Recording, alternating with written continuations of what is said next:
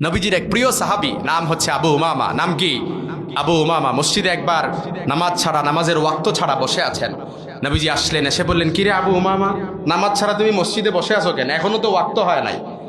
আবু উমামা বলে, ইয়া রাসূলুল্লাহ, ইয়া হাবিবাল্লাহ, ঋণ আমার কোমরকে ভেঙে দিয়েছে, আমার হৃদয়টাকে খান খান করে দিয়েছে, দুঃখ কষ্ট আমার জীবন থেকে সরে নাম।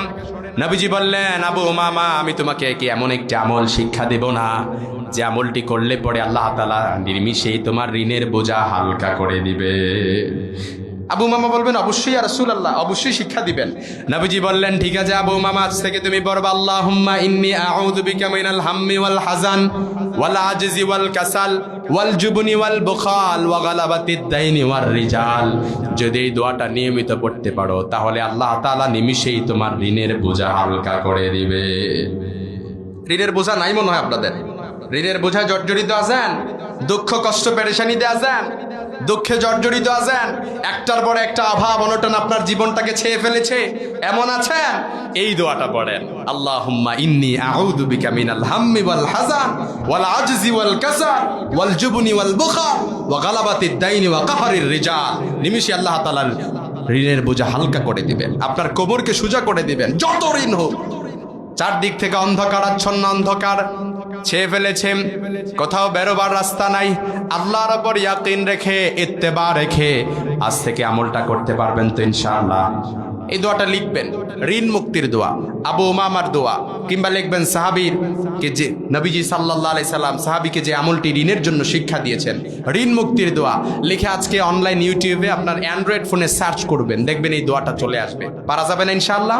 সবাই আমার সাথে একবার আওয়াজ করে পড়েন, আল্লাহুম্মা ইন্নী আউযু বিকা মিনাল হাম্মি ওয়াল হাযান ওয়াল আজজি ওয়াল কাসাল ওয়াল জুবনি ওয়াল বুখাল ওয়া গালাবাতিদ দাইন ওয়া কাহরির রিজাল। এই দোয়াটা একটু পরিচিত হয়েছে না? অনলাইনে শুনলে আপনারা আবার মনে করতে পারবেন না?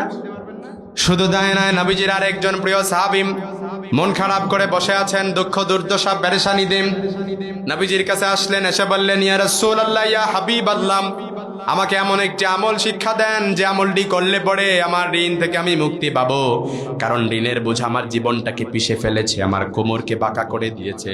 নবীজি তাকে শিক্ষা দিলেন, যাও আজ থেকে এই দোয়াটা নিয়মিত পড়বা, আল্লাহুম্মা কফিনি বিহালালিকা আন হারামিক ওয়া আগনিনি বিফাদলিকা আম্মান সিওয়াক।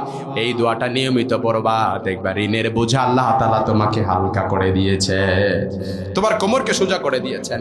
সাহাবী এক সপ্তাহ আমল করলেন, এসে আল্লাহর নবীর কাছে এসে বললেন, ইয়া রাসূলুল্লাহ, ইয়া হাবিবাল্লাহ, আমি মাত্র এক সপ্তাহ আমল করেছি, আল্লাহ তাআলা আমাকে ঋণ থেকে শুধু মুক্তই করেন নাই, আমার অসহায় অবস্থা দূর করে দিয়েছেন, আমার দুঃখ পেরেশানি দূর করে দিয়েছেন, আমার দুর্দশাগ্রস্ত ছিলাম, আল্লাহ তাআলা এটা থেকে আমাকে পরিত্রাণ দান করেছেন, ঋণের বোঝা আল্লাহ তাআলা বা গায়েবী ভাবে হালকা করে দিয়েছে। সুবহানাল্লাহ বাড়িতে যায় বলেন। তাহলে দুইটা দোয়া মনে থাকবে না? আল্লাহুম্মা কফিনি বিহালালিকা আন হারামিক ওয়া আগনিনি বিফাদলিকা আম্মান সিওয়াক।